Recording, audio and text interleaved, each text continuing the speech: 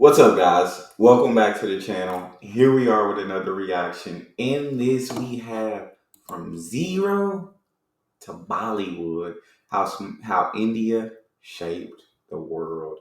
I'm thoroughly excited to jump in and see. I know I've seen videos talk about contributions that India's made to the world, but it's always cool to see new videos, learn about new things, and what all India gave to the world. But before we dive in, if you guys happen to enjoy, please don't forget to smash subscribe, give a video a thumbs up. Also, if you like support the channel by becoming a member, all you gotta do is hit the join button to receive your exclusive benefits. And without further ado, let's do it. Full light, start sound, roll camera, action. The year was 1954. Raj Kapoor had just landed in Moscow. It was the height of the Cold War. The Iron Curtain was firmly in place. Visas were tight, protocols even tighter. The Bollywood actor landed in Moscow without proper documents. Yet somehow he was greeted with a smile. The officers just let him go. So Raj Kapoor stepped out of the airport unsure of what to expect. He was waiting for a taxi when it happened. A crowd started to gather. People began pointing, calling out his name. They were ecstatic, and soon the mob surged. When the taxi finally arrived, his fans were all around it. Some accounts say fans lifted the car onto their shoulders. Such was the craze for Avara, a film that had released in India in 1951. It had struck a deep emotional chord. She said, fans lifted the car. Y'all hear me? Car on their shoulders, bro. Do you know how loved you have to be? That's crazy. Raj Kapoor, dang, went to Russia, right? No passport. Hey, you good. All you gotta do is show your face and you good here. You feel me? You got so much love here. Across the Soviet Union. Avara was the story of a poor young man caught between fate and choice, a theme that resonated with the Soviets. The film sold an estimated 64 million tickets in the USSR, the Soviet Union. It remains the third most watched foreign film in Soviet history. The song Avara Hoon was reportedly played at state banquets. Former Russian President Boris Yeltsin was even heard humming it. After this, several Bollywood actors became popular in Russia. Dilip Kumar, Dev Anand, many others, but none captured the Soviet imagination quite like Raj Kapoor. In Russia, he was not just a movie star, he was an emotion. And that tells you about the influence that Bollywood often has.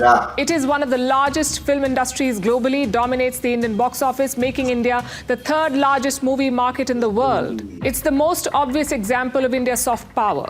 Although India did not stop at cinema, you could say it was only the opening act. Over the decades, India has given the world many gifts. They're not often talked about, but they have quietly reshaped the global imagination. 2,500 years ago, a man sat under a tree. His name was Siddhartha Gautam. And under the shade of that tree, he found enlightenment. He became the Buddha. And with that, India's first global message was born, Buddhism, a path of moderation, of inner peace, of non-violence. King Ashok took it further. After witnessing the horrors of war, he converted to Buddhism. But he did not just convert himself. He converted India's foreign policy too. Emissaries were sent to the whole of Asia to spread the message of Buddhism. They carried with them scrolls, sutras, and stories. Buddhist art, sculpture, and temples took over. It became the world's first global religion, yet its roots were here in India. Today, Buddhism is the world's fourth largest religion. But every path leads back to that one Bodhi tree in Bihar. Bro, this is so amazing. And y'all picked the perfect person to present all of the achievements and accomplishments that India has had over the years and everything that India has given the world. We got Raj Kapoor, but basically Bollywood, and we know how huge Bollywood is today globally. And she talks that's insane, bro. That an Indian movie is the third most watched movie of all time in Russia. That's freaking crazy. And then she was just talking about giving the Buddhism, roots began in India. Buddhism, the world's fourth largest religion. That's crazy. That's so awesome. Then there's the other tree that India gave to the world, the tree of practice. Yog, or yoga as many call it. True. The word yog derives its origins from Sanskrit. It is thousands of years old. Lord Shiva is seen as the first yogi or Adi Yogi. History shows yoga existed in the pre-Vedic period. There's physical evidence of that, even from the Indus Valley civilization. But it really became prominent in the Vedic period. Yoga finds mention in ancient texts, the Vedas and Upanishads. And no, it was never really about flexibility. Yoga was seen as a system to unify the body and the mind, harmonizing oneself with the universe. By the 20th century, spiritual ambassadors brought it to the West. Initially, it was ridiculed as contortionist nonsense. But today, 300 million people practice it daily. It is taught in schools across the globe. I'm surprised it's not way more than that. Like, I'm truly surprised it's not way more people practicing it daily than that, because I just know how huge yoga is, and I feel like I could absolutely benefit from some yoga, because these bones and these muscles just, they barely bend, and they not flexible at all. But also to kind of just get in touch with kind of my inner peace, just something to like put my mind at ease, where it's not thinking about anything like work or what I have to do for the day, chores, responsibility. Just, you feel me? It is practiced by athletes, celebrities, and CEOs swear by it. There are countless YouTube tutorials. The United Nations now celebrates June 21st as International Yoga Day. Yoga is a multi-billion-dollar global industry, but its heart remains in India. And then there's Indian English. You heard it right. India was colonized in English, but today, India owns English. More than 300 million Indians speak the language. India is the second largest English-speaking nation in the world, right after the United States of America. But this is not your English, this is Indian English. Words get repurposed, phrases get a makeover, and meanings, well, they get Indianized. If you've heard things like prepone, close the light, or out of station, you've heard Indian English. We've given the language many words, phrases, and expressions, including cousin, brother, time pass, and pass out. And they only make the language richer, we say. Plus, we have Hinglish, a mix of Hindi and English words. Sentences start in one language and end in another. There are no grammar rules. Hinglish is the language of the youth, the streets, the internet, and now even brands, politicians, and movies. And mind you, this is not broken English. This is a collision of cultures. And whether the world likes it or not, it's here to stay, because so many of us are speaking it. Next on our list is science and technology. That's so freaking dope. Like, that's absolutely fine. And that's why I thought, like, English was the most spoken language in the world. But I saw another video that said it was like number 3, I believe. So I was like, what are the top 2 languages spoken? So if y'all know the answer to that, please comment down below. But to know that India, right, there's some words that we like pass out. That's a word I use all the time. I didn't know that India added that to English. And I mean, I don't know Hindi, so I don't know about English. It's often portrayed as a playground for the West. But remember, 0 came from India, so did the decimal system. Ancient Indian texts talk about plastic surgery. It's mentioned in the Sushrut Samhita. There are details of complex procedures like rhinoplasty and skin grafting. Fast forward to today, and India is making strides in the field of science and technology again. Look at the Mars orbiter mission, the Mangalyaan. It was successful in the first attempt and cheaper than Hollywood space movies like Gravity. So India reached the Mars for less than the cost of Sandra Bullock's spacewalk. And if you need more examples, look no further than the Silicon Valley. More than a third of engineers there are of Indian origin. Top tech companies are led by Indians. So Indians are not just participating in the tech revolution, they're leading it. Then there's Indian food. Today, God dang, bro. I'm charging like 1/3 Silicon Valley, 1/3 of the CEO are Indian, bro. 1/3, like, bro. India really shaping helping shape the world from all over the world. Dang, and I feel like Indian culture is spreading. It's already in so many places, but still spread. Hold up. Chicken tikka masala is widely known as Britain's national dish.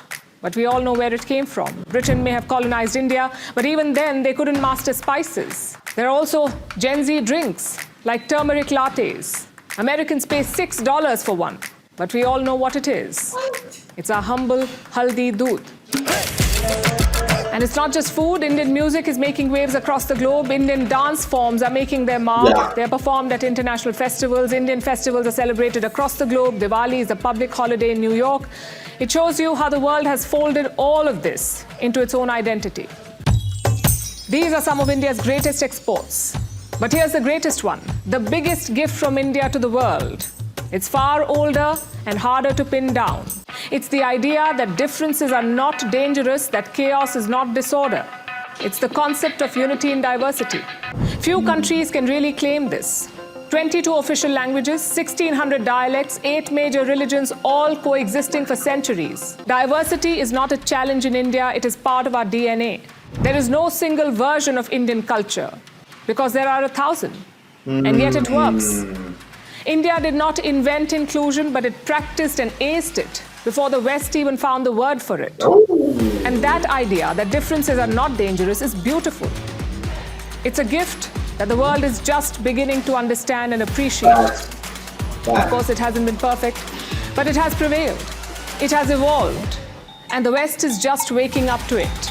They talk about... Bro, I'm all for what Poppy Sean is saying right now, bro.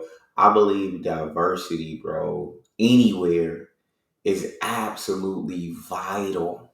It is vital because you need people from different backgrounds, from different cultures, who are going to provide different solutions to different issues, who are going to put together great things that maybe one group of people wouldn't have thought of. So that diversity and that diversity mixing, I believe, is absolutely vital for the progress of humanity. Like, diversity is vital for us to continue to push further. Diversity, equity, and inclusion, DEI.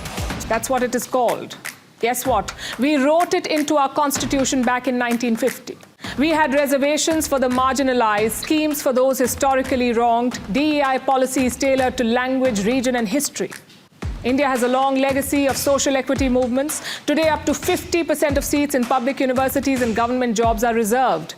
Article 15 bans discrimination on the basis of religion, race, caste, sex, or place of birth. Article 16 guarantees equal opportunity in public employment. In 1993, India set up the National Commission for Backward Classes. In 2021, it passed the OBC bill with near unanimous support. India mandates quotas for women in village councils. More than 1.4 million women hold elected positions at the grassroots levels. And the focus is not just on gender or caste, it's also on tribes, language, religion, even on specific regions. Because India knows this. Inclusion is not a trend, it's the way a country moves forward. And maybe that's the real story of India. For centuries, we have been many things to many people. A mystic land, a spice route, a colonial subject, a software superpower. But at its core, India is a civilizational storyteller. And it has given the world so much: numbers, knowledge, stories, and systems. And yet we never brand it. We don't put flags on ideas. We don't ask for credit. Buddhism is now Asian, yoga is global, zero is for the world to use, diversity is a buzzword. Because real influence does not need a stamp. It moves quietly, it travels far. Some call it soft power, we call it what it is: India's enduring influence.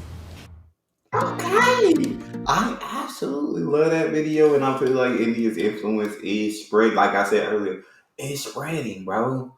The world is changing. And I think the way India perceives the world should be is the way that the world is going, into where this isn't just the countries at the top run the entire world. Like, right now it's still that way, but you see it shifting to where it's going to be more of these countries that didn't have a voice that actually get a say, right?